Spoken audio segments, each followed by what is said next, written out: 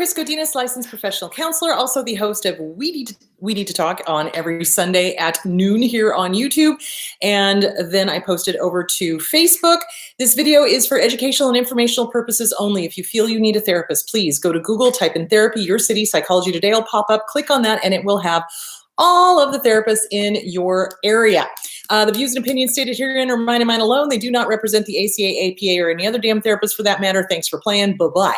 All right, that is all done. Hi, guys. Sorry I've been away for 2 weeks. I was in New Orleans, and they did not have very good internet connection. The only time I could get the internet is when I went to the outlet mall that was next to the convention center, and then I did a quick little thingy on Facebook there. So if you wanted to know what I was talking about on Facebook, just go to Facebook and click on that. So anyway, there that is. Okay, getting some stuff, housekeeping, all that sort of good stuff. Pretty please, sweetheart darlings, loves of my lives, please don't friend me on Facebook. I will not friend you back. You're more than welcome to go to my LPC page and you can join and follow that.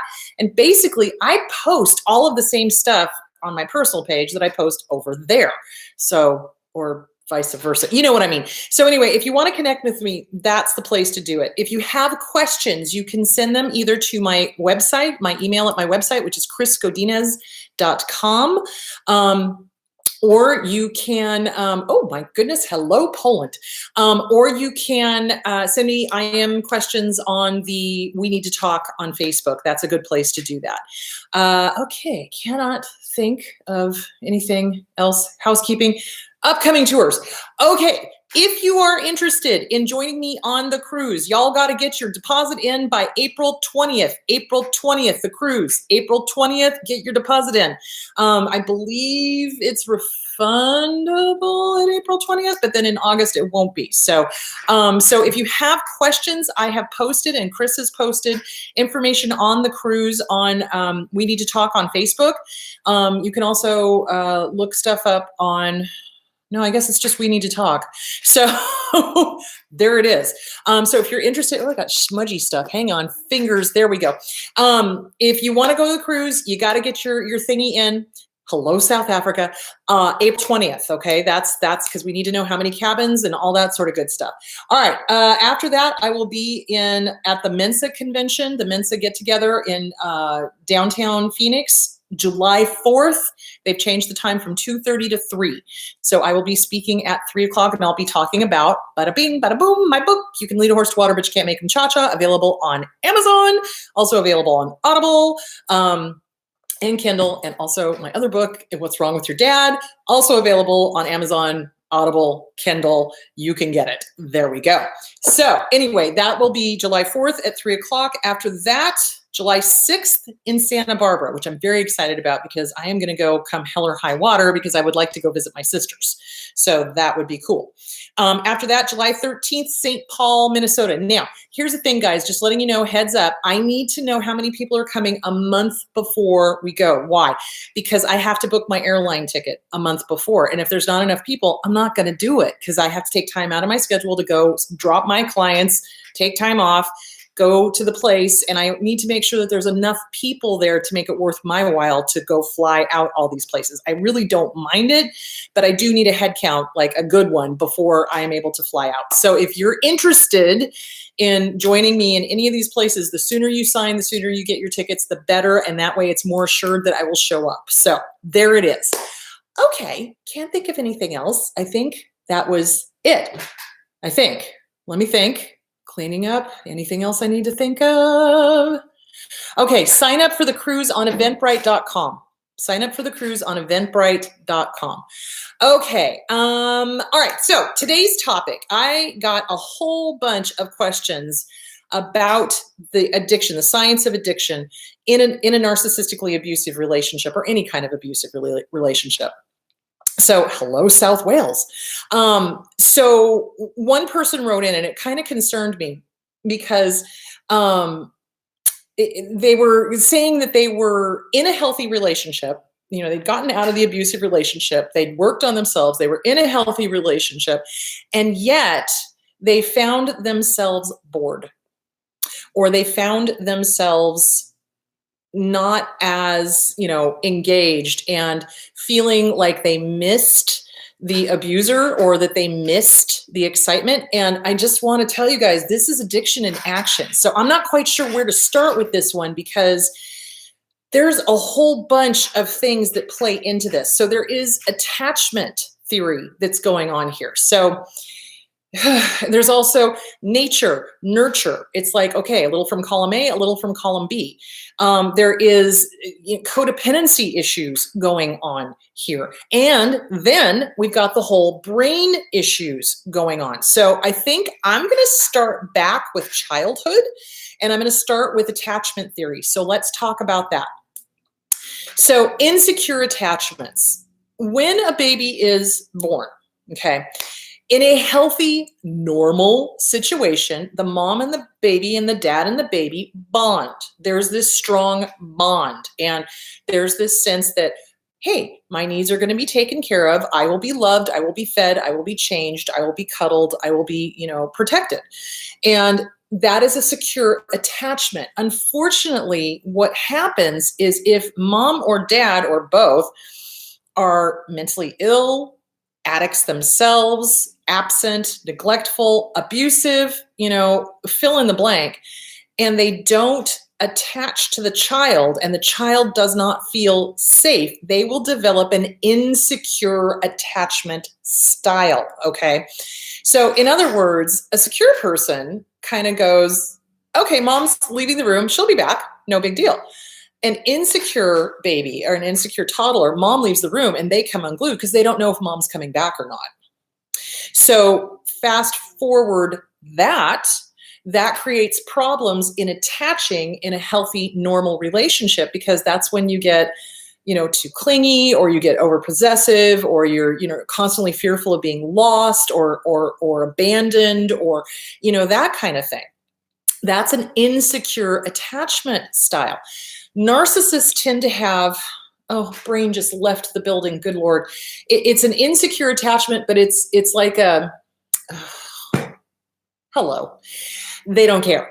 It's like they don't care. They don't care to attach. They've learned that they're not going to be taken care of, so they don't care. So your attachment style is very much playing into the addiction part of being attracted to the bad boy, the bad girl. So much is going on. So, okay, the attraction to the bad boy, the bad girl. Again, I'm going to be jumping all over the place because this is like a hugely broad subject. Okay, so in all of the journal articles that I have been reading, there is case after case after case after case after case after case that the bad boy attachment or the bad boy attraction is because of the dark triad. They are charming. They are self-assured, so they appear in the beginning. They are love bombing, love bombing, love bombing, love bombing. And so if you've got an insecure attachment style and somebody comes across as gangbusters and is like, you're fabulous, you're this, you're that, you like pizza, I like pizza, you like ice skating, I like ice skating. Hello, Hans from Frozen. If they do that, then that insecure attachment, that inner child is going to go, this person, oh my gosh, they're just like me and they love me and it's never going to end and it's going to be awesome. Okay. So that seems to be the pattern in all of the, oh, please, birds, don't hit the window. In all of the cases where it's the attraction to the bad boy, the bad girl kind of thing. And here's the funny thing. So because narcissists have got different MOs, remember, you're dealing with, either the completely overt, why, of course I'm a narcissist. Of course I'm the best thing ever. Of course I'm this. Of course I'm that, blah, blah, blah, blah, blah. Or, dark triad. Or they do the covert, which is, oh, I have it so bad. I am such a victim. Blah, blah, blah, poor me. My family was just horrible and nobody takes care of me and I need to be taken care of and I'm always the victim and blah, blah, blah. That's covert. Covert does the whole poor me martyr routine kind of thing. So men tend to be attracted to the broken wing narcissist. So broken wing, like with a bird where it's like, it's not quite doing it well. So it's this, oh, I can take care of you. Oh, I can help you. So where does that come from? Well, that comes from codependency. Let's go back to attachment theory. So if your family had parents that were addicts, parents that were drug addicts, alcoholics, absent, gone, neglectful, abusive, etc., and you got designated the parent. You basically took over the role as the parent and you started caretaking the parent.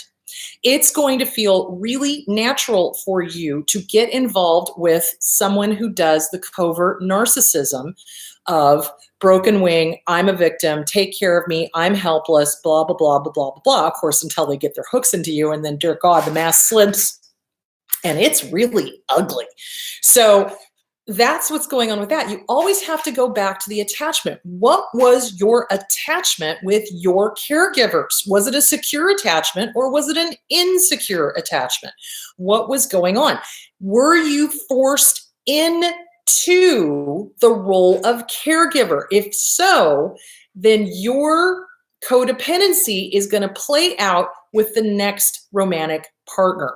So that's what's going on. There's going to be a codependency issue going on because of what's going on with the family of origin. So, okay, so there is that. Now, let's talk about the actual addiction. If you look at any addiction, it does not matter what kind it is. It does not matter if it is drugs. It doesn't matter if it's, alcohol, cocaine, crack, meth, ecstasy, which is all meth, food, exercise. Any addiction follows the exact same brain pattern. Okay, so let's talk about this. If your family has a history of addiction of any kind, you are going to be more susceptible to addiction for two reasons: nature, nurture. Column A, column B. So in families that have a history of alcoholism, okay, or any kind of addiction, it is more likely that the offspring are going to be addicts themselves. They need to be on guard. Why? Well, you've got family history, you've got genetics, you've got behaviors, you've got learned behaviors against you. So, for example, my family is, 8 generations of lawyers, not surprisingly, 8 generations of fucking alcoholics. Hello, connected? Yeah. So, for me, it's like, I've got to be on guard. I cannot let my guard down. I can't just assume, it's okay, I'll just go out and drink. No. Why? If you look at the brains of addicts, if you look at the brains of the offspring of addicts, their dopamine senders and receivers are different than in families that traditionally, generations back, do not drink or have addiction issues. It is a brain chemistry issue. It really is. That's why they say it's a disease. So, I don't know if I agree with that or not, but, there is stuff playing into it. It's a lot of everything. It's like column A, column B, column A, column B, nature, nurture, nature, nurture, nature, nurture. So the dopamines, senders and receivers, serotonin, senders and receivers, the oh,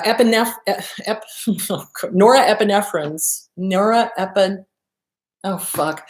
You know what I mean? All of those feel-good chemicals in the brain, okay? They are all different than in a family that has no addiction issues whatsoever.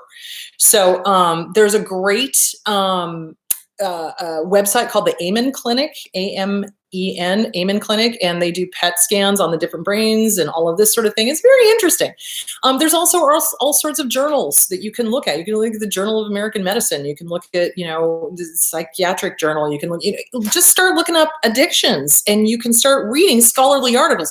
So what I do when I go to look at all this stuff is I put in scholarly articles on, and then I put whatever topic it is, and then I find the scholarly articles. You don't want to just go to, put in addiction, because then what you're going to get is you're going to get a ton of these rehab centers that are going to try to sell you something. So you look up the scholarly articles, you read up on it. What is contributing to this? What is going on? So basically with an addict, what ends up happening is our brains go, ooh, dopamine, ooh, norepinephrines. Oh, this is great. Oh, this is fabulous. Oh, serotonin. Oh, this is lovely. You know what? I know how to make it feel even better. And so we want that hyper response, that really feel good. That's why alcoholics, drug addicts, etc., cannot stop at one on their own. They can't. They won't. Don't expect them to. So let's translate that into a relationship. So let's say that we have a family that has a history of addiction. Let's say that we have a family that has a history of maybe mental illness. Let's say that we have a family that we ended up having to be the caregiver. So now we're the caregiver. Now we've got codependency going on. It's up to us to take care of this caregiver that was supposed to be our caregiver, but now we're their caregiver. So that has now set us up for addiction to an abusive relationship. So what ends up happening, okay, follow me with this one. We are using whatever the substance is, whether it's the abuser, whether it's drugs, whether it's alcohol, whether it's exercise or food or whatever. We're using the substance, we're using the substance, we're using the substance. So our brains are flooded with that dopamine. Well, with the abuser and with using drugs and alcohol too, the feel good goes away, right? Because you don't drink or you don't use and then you withdraw. The abuser withholds love and affection, and we withdraw. We have withdrawal symptoms. So it's that I love you, I hate you, I love you, I hate you. It's that intermittent positive rewards. This goes on in any addiction, any addiction.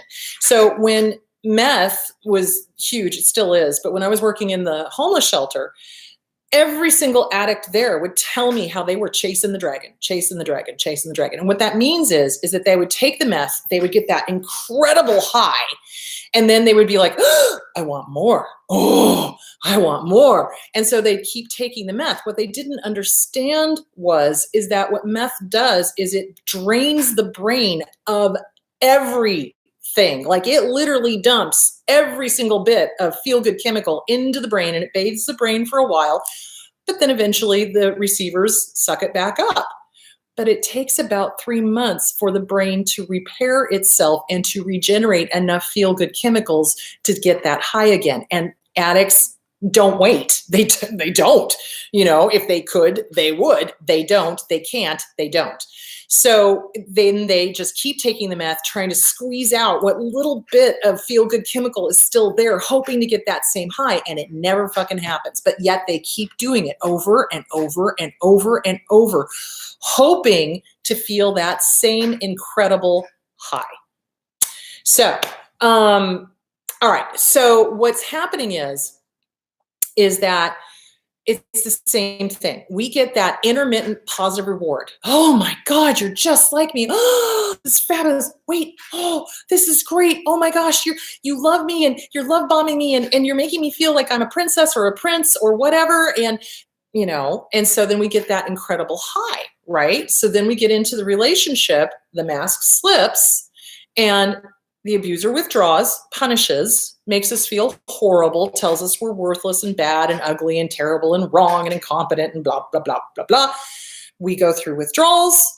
They wait a sufficient amount of time, and then they come back and go, I'll have you. I'll deign to have you in my life again. And then are kind and nice. We then go, dopamine, serotonin, oh my God, this is fabulous. Oh, I feel wonderful. And then they withdraw, punish, do whatever. And we are in the pits of hell again. It's trauma bonding, trauma bonding, trauma bonding. They punish us, they hurt us, they harm us, they release, they make us feel terrible. They come back, they soothe us. We release all of those dopamines, serotonins, endorphins, etc. And we get trauma bonded.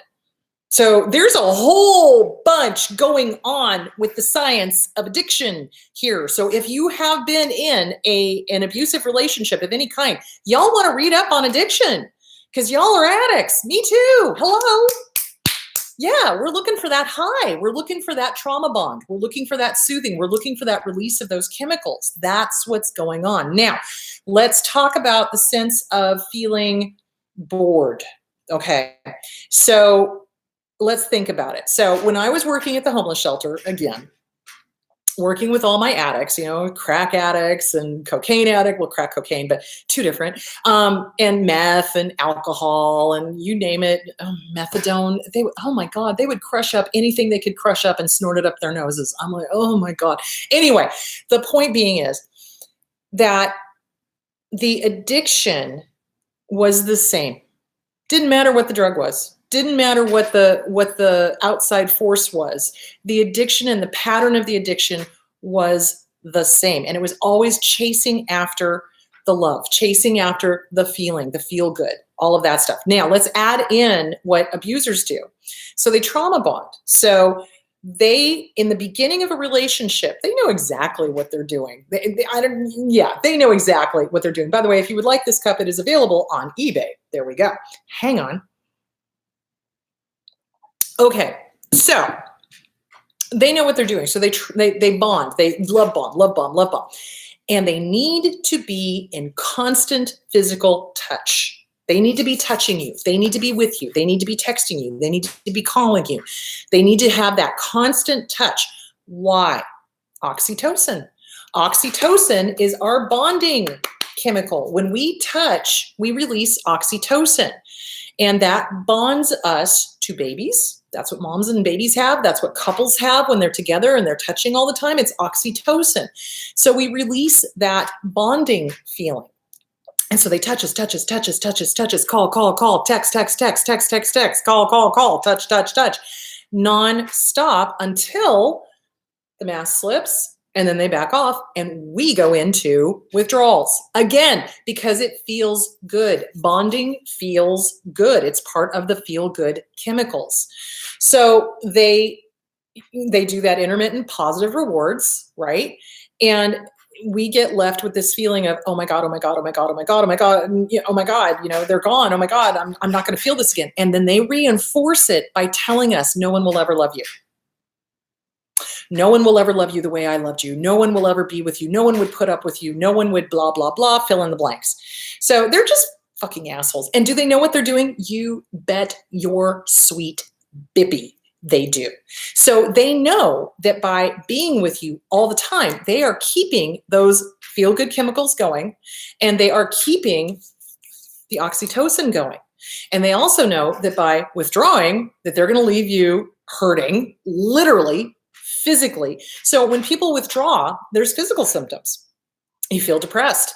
You feel achy, you feel painful, you feel, scared, and so they do this whole, nobody will ever love you. And so you start believing nobody will ever love you. So let's talk about that. I'm craving the excitement. Well, okay, let's think about it. When you are in an unhealthy relationship and they are doing this constant, I love you, I hate you, I love you, I hate you, I love you, I hate you, it's a constant roller coaster. And so your brain, it's literally very similar to being bipolar, because it's like, oh my God, this is awesome. This is ecstasy. This is the best I've ever. Oh my God, no, they hate me. This is terrible. This is awful. I'm so depressed. I hurt. I feel awful. They don't love me. I'm ugly, blah, blah, blah. Oh no, wait, no, they love me again. Everything's great. This is wonderful. I'm high. I'm on top of the world, ma, and then, oh my gosh, everything's terrible. It's a fucking roller coaster.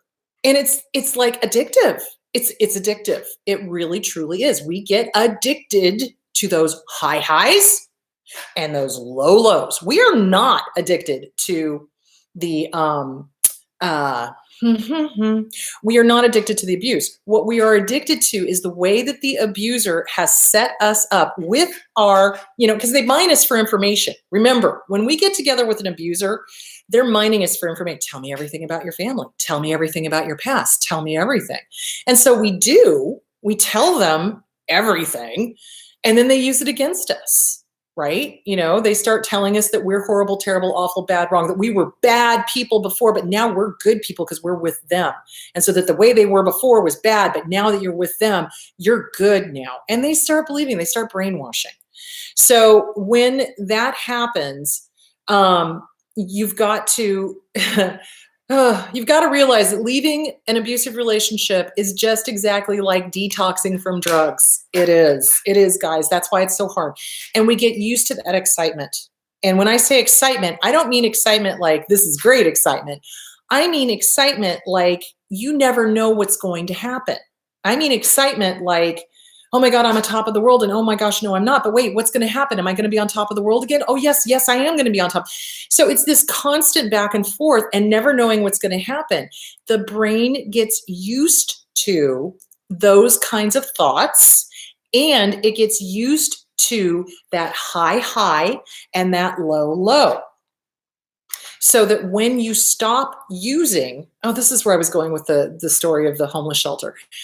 when I would talk to my people, they would say, "Oh my God, sobriety is so boring. It's boring." And I'm sitting there looking at them going, "No, it's not. Talk to me." And so they would tell me they missed that constant stimulation of what's going to happen next. Am I going to hit the high? Is it going to be great? Is it going to be amazing?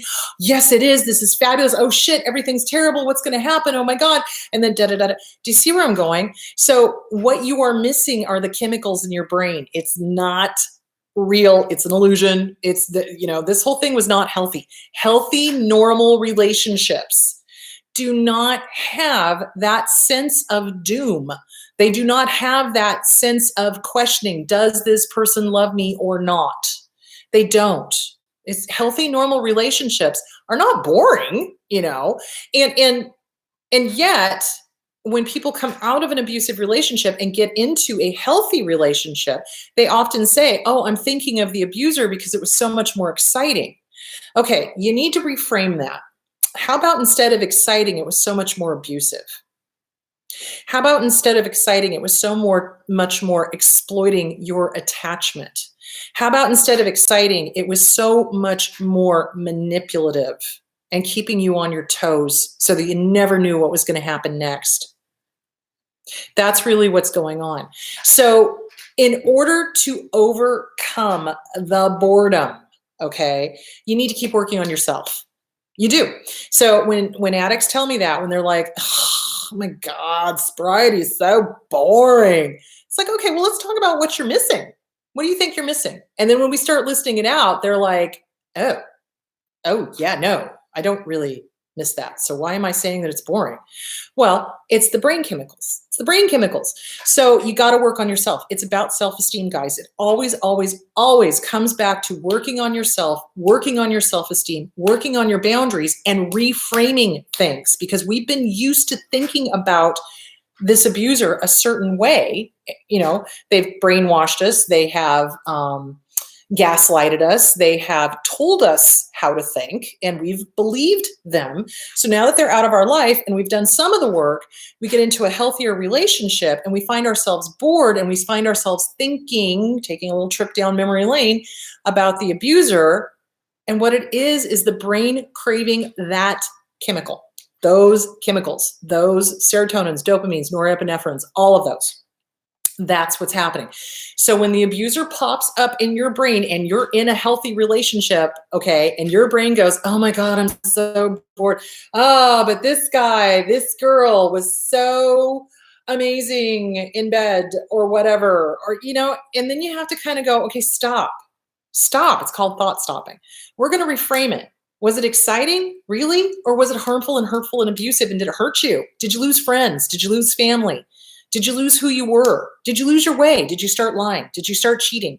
Did you change who you were to make this person love you? Because they never really did.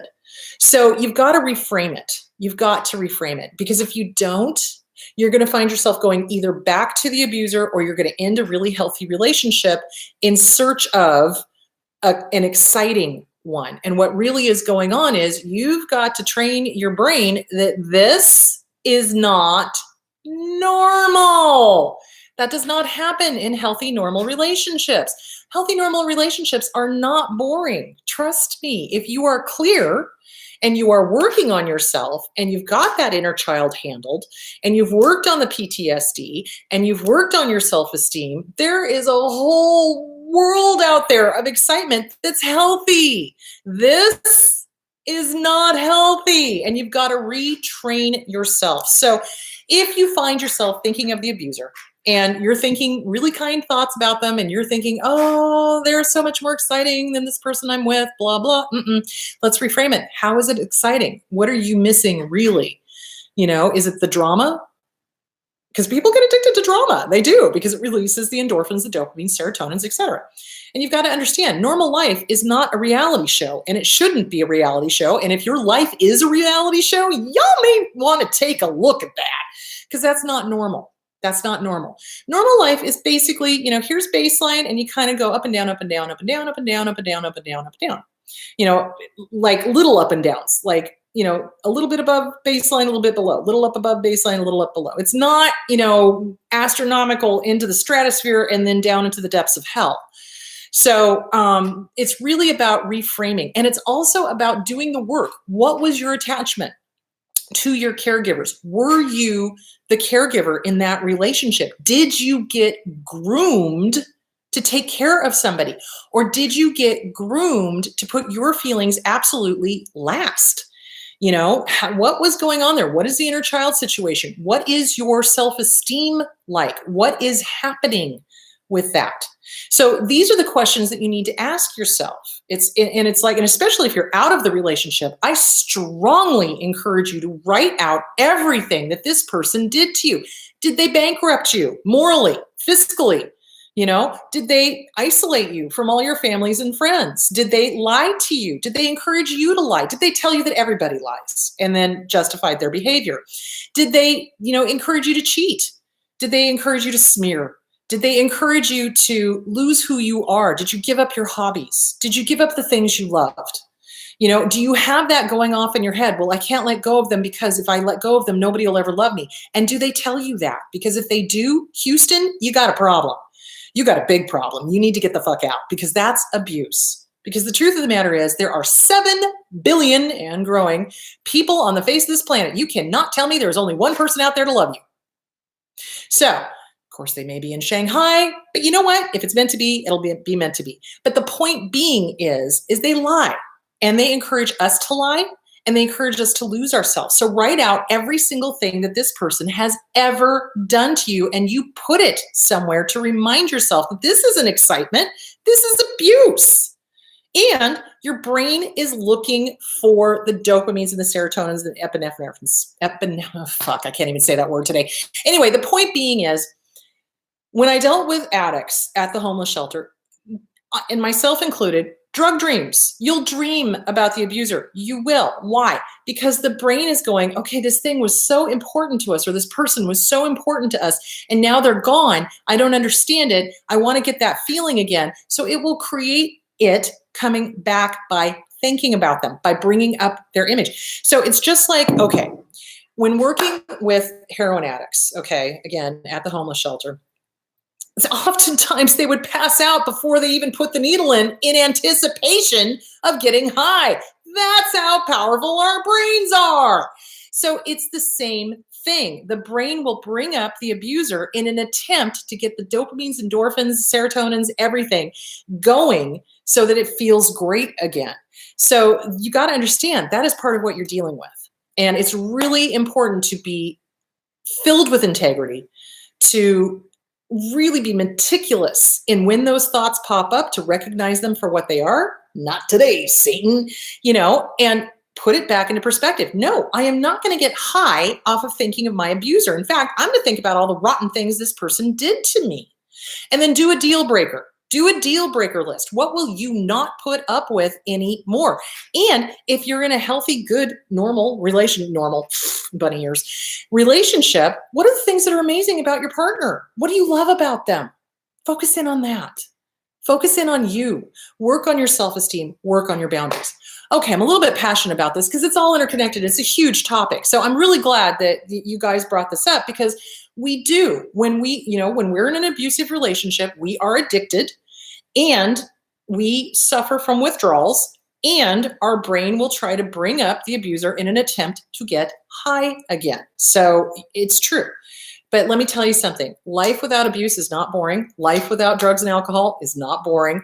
Life is what you make it. And trust me, it's a big, beautiful world out there. And you will find that it is way more exciting to be in a healthy relationship than it is to constantly be in this up, down, up, down, up, down, up, down, up, down. Oh my God, oh my God, oh my God relationship. So anyway, that's it. All right, I'm ready for questions if anybody is ready.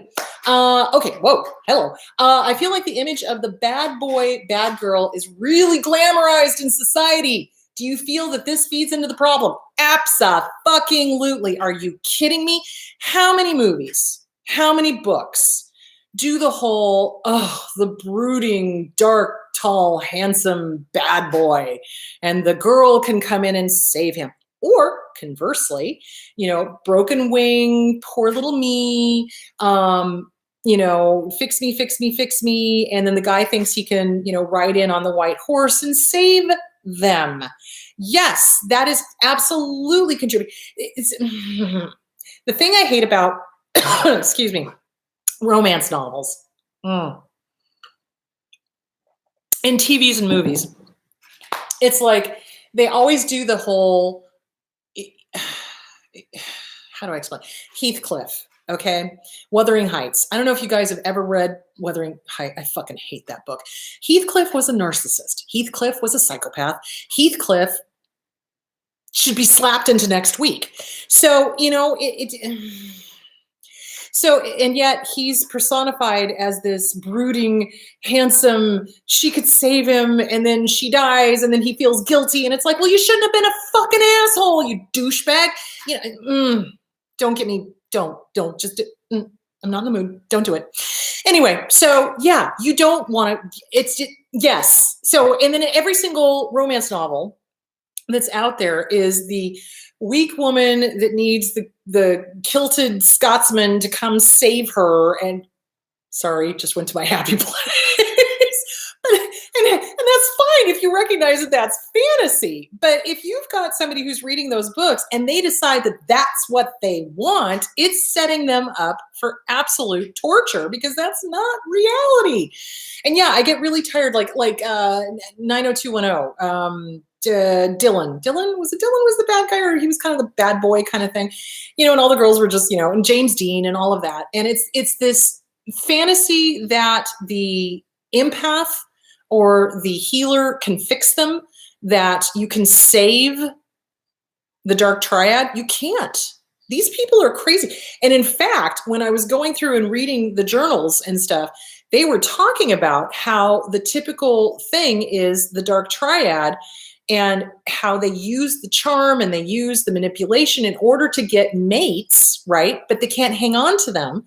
And that they are absolutely intentional in what they do, intentional in how they manipulate to get a mate.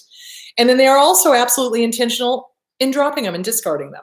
So it really is bothersome to me that in society we do have these stories where it's like, oh no, you can save him. No, you can't. Oh, you can save her. You can fix her. You can make her. No, you can't. The only people that can save themselves are themselves, and that's it. If they want some help, they ask for it. But 10 times out of 10, these people don't, because they don't want to change. They don't want help. They don't see anything wrong with them. They don't. So healthy, normal people, I'm sorry, when there is a problem, you go to therapy. You fix it. You get books. You read up on it. You figure out what needs to change. A narcissist will not do that. A bad boy will not do that. A professional victim will not do that. So there's that. Okay, question. Is the Joker and Harley Quinn an example of what you're talking about here? Yes, because Harley Quinn was his therapist, if you've read the comic books. And, she falls in love with him, and she decides to become like him, and goes off the deep end and tries to save him, and yada, yada, yada, yada. I just, dog-faced banana patch. I just don't. But yes, that's a great example. Another example, like I said, is Heathcliff and Kathy. It's like, why? Here's the thing, guys. In all of these examples, Heathcliff and Kathy and Harley Quinn and Joker, it's painful. It's suffering. It's trauma. It's trauma bonding. It's drama. Let me clue you into something. If it hurts, it ain't love. Let's just let that sink in for a moment, shall we? If it hurts, it is not love. Love is not painful. Love is not conditional. Love does not demand that you lie, cheat, steal, give up your family, give up your friends, throw your kids under the bus, do whatever. Love does not demand that. And if it does, it ain't love. Something from hell, maybe, but it ain't love. So y'all keep that in mind. All right. How long after going no contact with a trauma bonded individual can we expect to have our brain chemicals return to normal? Whoa. Okay. trauma bonding. It's going to last a long time. And the intense part will be the first year.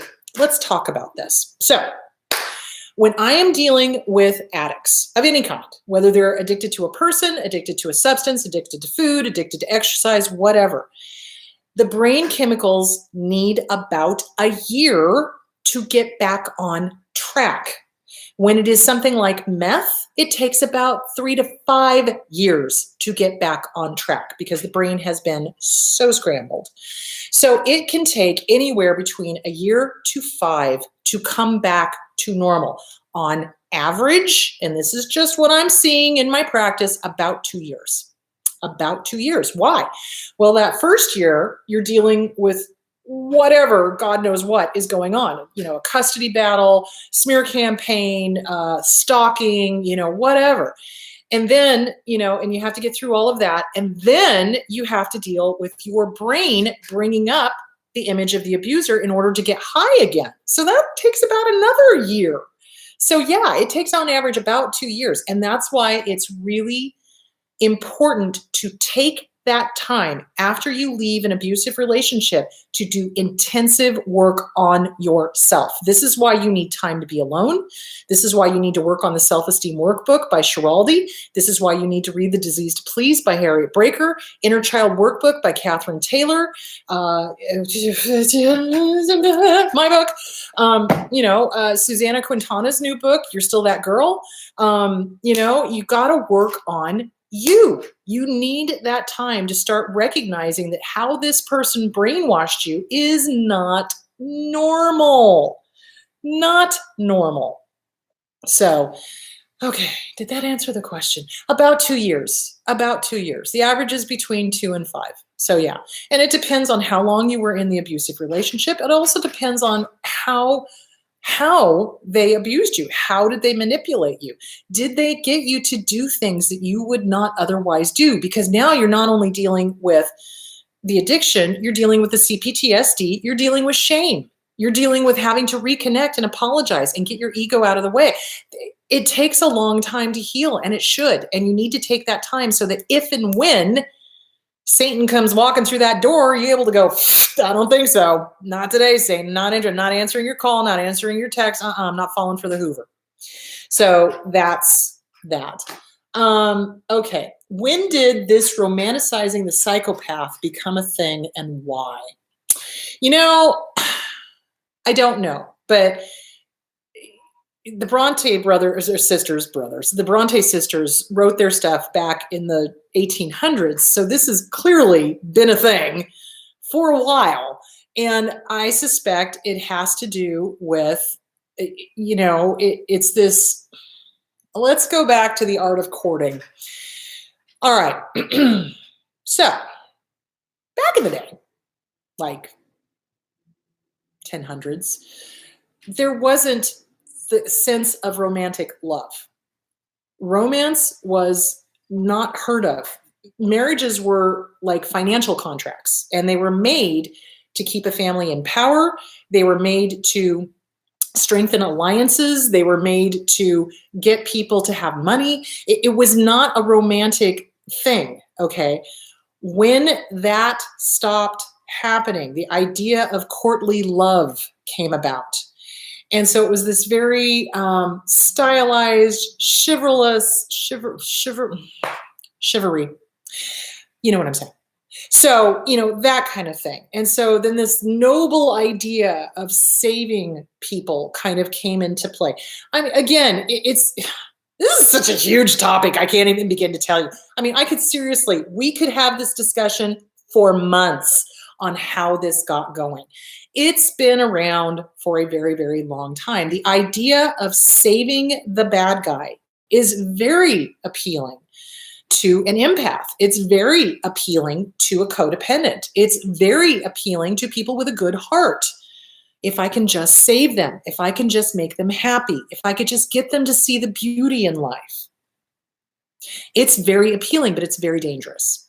And unfortunately, the romanticizing of it really is affecting, I think, people when they get into relationships, especially teenagers.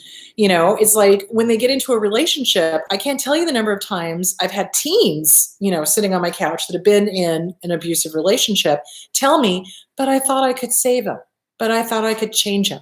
Honey, you don't. Leopards do not change their spots unless they're willing to go get help on their own. Okay. And then there's hope. But, and realize with narcissists, they play the game. They play the game. They'll go get help for a while. They'll change for a while, but then the behaviors start coming right back. Or they find a therapist that doesn't know what they're doing and then uses the therapist to push their worldview. So, yeah, why? Why is it a thing? I think it's because the appeal of saving somebody. I think it's the appeal of, I could save them. I can make their life better. I can do this. I can do that. It's a very romanticized thing, and it doesn't happen. It just doesn't. I wish it did, but it doesn't. The only people that can save themselves are themselves. So there that is. I had an anxious attachment style since I was a toddler. I think I scare off secure people because I'm so needy and see me as trying to be controlling. How can you start properly reaching out to be with? Okay. So the good news is, here is the good news. Every single study I have read, attachment styles can be changed. They can be outgrown. They can be rewritten. So the more you work on your self-esteem, the more you reparent yourself and redo that programming that you got as a little one, you can change your attachment style and be less needy and less controlling. Okay. So, but it takes work. It's not going to be magic. It's not going to be like, oh, I read this one book and now I'm fine. No, it's not going to happen like that. Hang on just a second. It is really working on reparenting yourself and gaining that security that you need. And that comes from self-esteem, not other esteem. So when we've got an insecure attachment style, we have a tendency to grab onto somebody and go, tell me I'm okay, tell me I'm okay, tell me I'm okay, tell me I'm okay, tell me I'm okay. And it drives them crazy. And eventually they're like, I cannot, I'm too tired. This is too much. And that's why it's important that we all work on ourselves. That's why self-esteem is the root of healthiness. It is absolutely the root of healthiness. And how do we get self-esteem? You've got to go back and figure out what your attachment style was, what the messages were when you were a kid. Get in working on your inner child, get the self-esteem workbook, get PTSD, CPTSD from Surviving to Thriving by Pete Walker, and you start working on all of that and you become your own parent. You do. And eventually what you'll find is that your security level is going to go through the roof and you're going to be like, I'm okay. I like myself. I can either be with this person or not be with this person. If this person leaves me, yes, it would suck, but you know what? I'll be fine. As opposed to when an abuser does the whole, nobody will love you, nobody will ever be with you, nobody wants to be with you, look at your past, blah, blah, blah, blah, blah. So that's what abusers do, right? Because that's other esteem coming in and it's not good. So you will eventually be able to go, you know what? I'm okay. I'm okay alone. I am. I'm okay alone. I'm okay with this person. I'm okay alone. It's not this fear of abandonment. So yeah, it can be worked on. I would strongly suggest getting with a really good therapist and start working this stuff through. It's going to be really important. But yeah, it can be changed. Absolutely. It depends on how badly you want it. So, because here's the thing, guys, this work is not easy. This work, like I've said before, is not easy. It is scary. It forces us to look at, really, was our family of origin abusive? Did they set me up? Was it codependent? What was my role? How do I need to change this?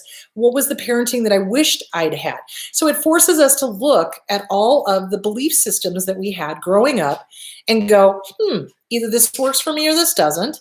And okay, now I'm going to have to confront that maybe mom and dad were not the best, and maybe I need to work on myself and I need to reparent myself in this area. And for some people that is so threatening, they just go, oh, hell no. And they never do it. And then they wonder why they keep doing these cycles of the same relationships over and over and over and over and over and over. Well, it's because you're not working on the original wound. the original issue. You got to work on the original issue if you want things to change. You cannot work on it by continually dating abusers. It's got to come from working on the original wound. Okay, let's see. What's the next question?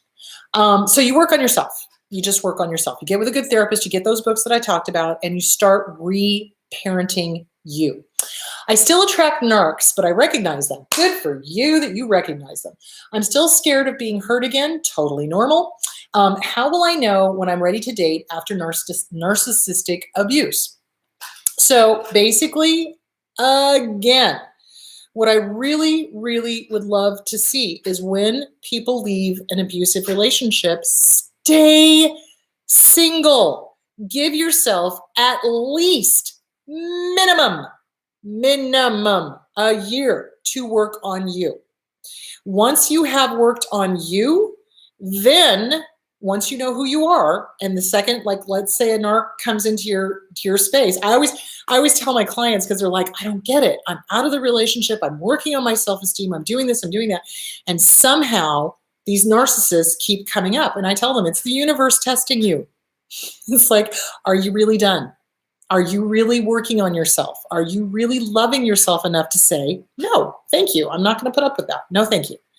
So it's really important to stay single for an entire year. It's really important to do the work. It's really important to have your list of deal breakers and to know what you want, what you don't want, what you will put up with, what you absolutely will not put up with. And when you recognize a narcissist or an abuser, don't be afraid to break it off. Seriously. It's like, that's the big thing, is everybody's afraid of, oh, I don't want to upset them. Oh, I don't want to hurt their feelings. No, I'm sorry. If you're done, be done, and don't allow these people in your space anymore. People who love themselves do not allow abuse. They don't. They just don't. So there is that. Okay, what is the next question? What if we like being controlled by another person? Jesus God. Okay, that is a self-esteem issue.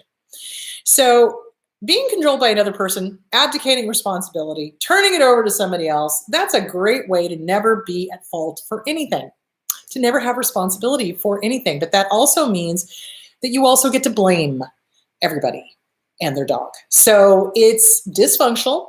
I don't recommend it. I strongly suggest working on self-esteem and figuring out, why are you avoiding, being responsible? Why are you avoiding asking if, hang on just a second. Yes. Sorry. Why are you avoiding being responsible? Why are you avoiding taking personal responsibility for things? What did you get punished when you were a kid? Now, that is oftentimes what ends up being the case. It's like when somebody says, oh, I don't want the responsibility. Okay, why?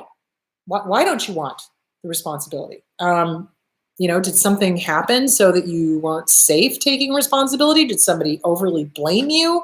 Was there a lot of criticism going on? What was happening? Why not? So you want to take a look at that, because that's not good either. Because if you want somebody to control you, that says that you've abdicated. You don't have personal responsibility, which means you're not responsible for anything, but then you get to turn around and blame other people, which is not healthy and is dysfunctional. So get with a good therapist, start working on self-esteem, start taking responsibility. That would be my best suggestion, because then that way you get to live your best life. It's not anybody's fault. You are 100% responsible for your own successes and failures, and nobody can take credit for it. So there you go.